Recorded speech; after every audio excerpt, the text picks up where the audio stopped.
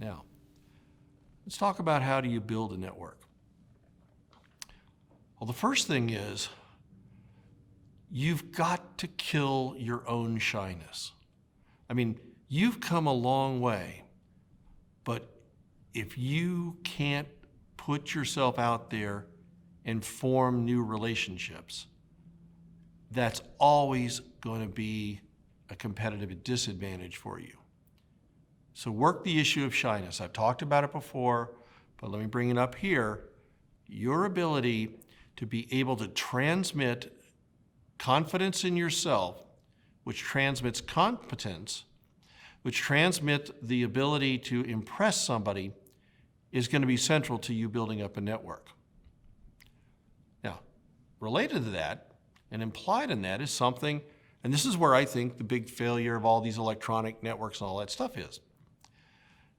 The key to building a network is the occasion, the intensity, meaning the time intensity, to be able to communicate to the other person that you are valuable to them. In other words, for you to create a network, you can't just shake hands with somebody.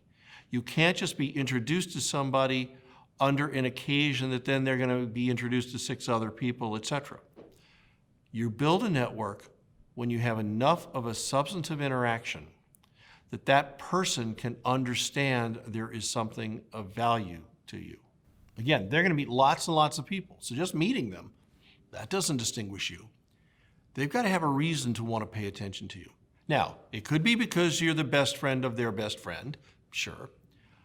But from a professional standpoint, and much more, it is they see something in you. Now, what that means is you build networks through having the opportunity to have a long enough and high quality enough interaction with them that you're memorable. And so be a little suspicious of the idea of networking cocktail parties. I'm not saying don't go to them, but I'm saying, that's not what real networking is. That's not what building a relationship is that matters. It's those opportunities that somebody observes what you're doing, they observe that you're competent, you have an intelligent conversation with them, etc. So link this back to some of the things we talked earlier about acting like a peer to them. See how it compounds with that, right? Because if you just go in and you meet them, but you just seem like a scribe, that doesn't mean you're anything special. If you have a conversation with them and they see you add value in that conversation, then you've got something to build on. So think of it as looking for those kinds of occasions. Think of it as you're building your network naturally by your work interactions, by your charitable interactions when you're spending quality time. And think of it as you're better off building a network more slowly in numbers, but having enough intensity that you have left a lasting impression of value, not you have had a touch to lots and lots of people. Now, next thing, maintaining your network. This is probably what I'm worst at. I get so caught up in the next thing I'm doing or what I've got to accomplish that I let my network atrophy. But maintaining a network is not sending an email blast with announcements about what you're doing. It's not anything that's broadcast. Remember, everybody's getting more cluttered with their inbox. The things that they're paying less and less attention to are broadcasts. And by the way, the first couple of times you broadcast them, even if they start out thinking highly of you, when you then broadcast them, they'll stop opening your emails so that when you want to talk to just them, they won't open it because they'll think it's another broadcast. You see, maintaining the network means having them continue to see you as somebody valuable. And so what you need to think about is, how do I have contact with them that's valuable to them? You want to make sure you do maintain contact with them, but in a way that's valuable to them. The guys I know who maintain their networks best, they pay attention to having contact with the people in their network and keeping the network fresh. Sure, that sounds obvious, but the other way they do it is they give some thought to how to add value in the network. Meaning, again, they think of it as a relationship or a series of relationships and maintaining those, not as just a network. So they're not the guys who send broadcast emails. They're not the guys who want to tell you something generic or just pick up the phone and say, hey, wow, isn't our favorite sports team doing something great today, right? They watch for when something's going on in your life, the recipient's life, that they can contribute something to without asking for something in return, because they remind people that way that they have value. So if you think about it, they're maintaining their relationship and their standing of value with the other person. They're not just staying in contact. Contact means nothing.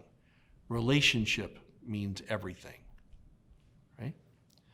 Now, how do I build a network if I don't have one to maintain, and I'm not going to naturally have enough substantive interactions? You can manufacture a reason to have substantive contact. Be creative. So I'll give you a good example. I moved down from New York. I'd been in the banking practice there to Atlanta to lead the financial institutions practice in the southeastern U.S. I didn't know anybody. And the only client that McKinsey served in the Southeast was a bank who, from my perspective, not from the client's perspective, was a terrible client. Now, what do I mean by a terrible client? They got great value out of McKinsey. I mean, and I got to hand it to them. When we served them, they paid attention, they were smart, they followed our recommendations, they got great value. But from my standpoint in my career, they were a career killer client. Because what these guys like to do was they like to have one McKinsey project every 2 years. Now, like I said, when you were serving them, they paid attention, they were a great client, but as you might imagine, serving a client who only wants you to come once every 2 years, and therefore you've got a competitive conflict against serving other clients in the Southeast because you owe some, you can't sort of just jump around institution to institution without having a competitive conflict. Now you're tied up, but you're starving to death, right? That was the only institution McKinsey had served in the Southeast in the previous several years. So I had to go out and get to know people. I had to build a network from essentially nothing. So fortunately, here's what we were able to do. The office managing director was able to use the fact that here comes a new guy to head the financial institution practice in the Southeast from New York, the epicenter of banking, and the head of the Atlanta Federal Reserve had a series where people came and gave speeches. So basically, he was able to get for me the chance to give a speech. Now, it wasn't the speech. It's not what you imagine. It's not that my speech was so great that, man, they flocked out of the audience. No, I don't think anybody flocked out of the audience. I mean, I think they liked the speech a lot, I guess, but no, that didn't lead directly to anything. But here's what it did. I was able to call every CEO of a significant bank in the Southeast and say, hi, my name's Kevin Coyne. Obviously, the guy didn't know me. I lead the financial institutions practice, and I've been asked to give a speech by the president of the Atlanta Federal Reserve on, the future of banking in the Southeast and so forth, and I would like to come interview you because I'm new down here and I need your help because I want to give a good speech. Now, think about this. What it did was, one, it made them feel good because I'm coming to them for advice.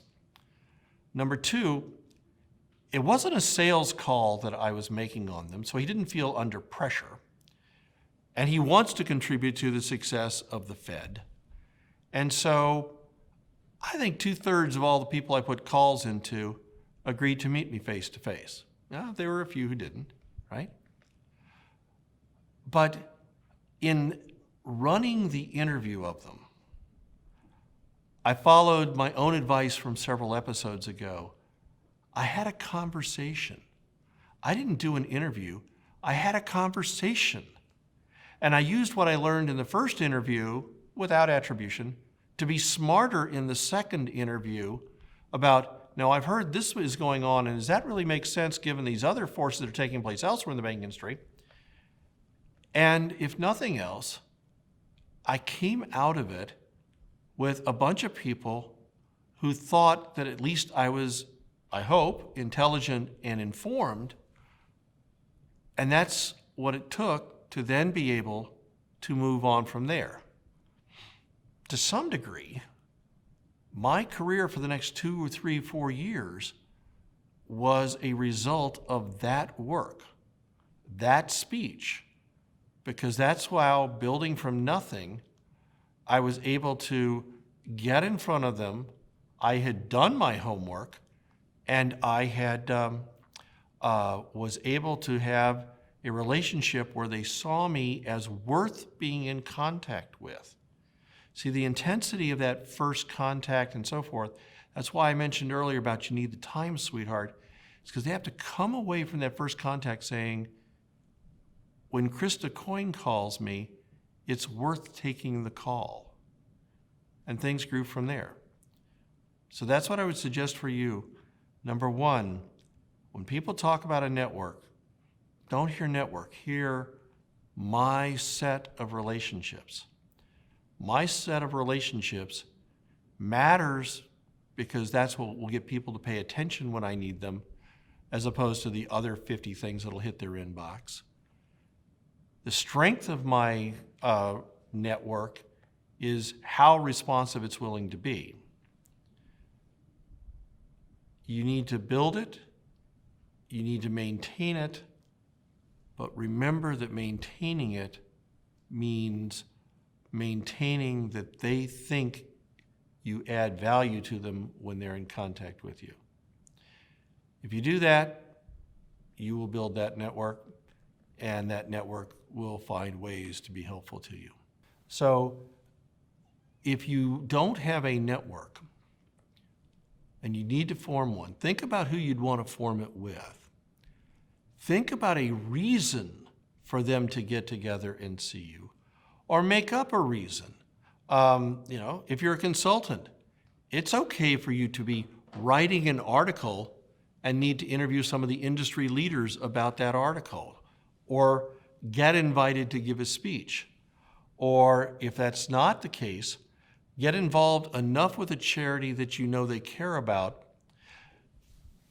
but only do so in a way that you know it means you will need to have a substantive conversation with them, not just an unsubstantive or whatever. But you can be creative and find a way to have that substantive conversation, and that's how you go from there.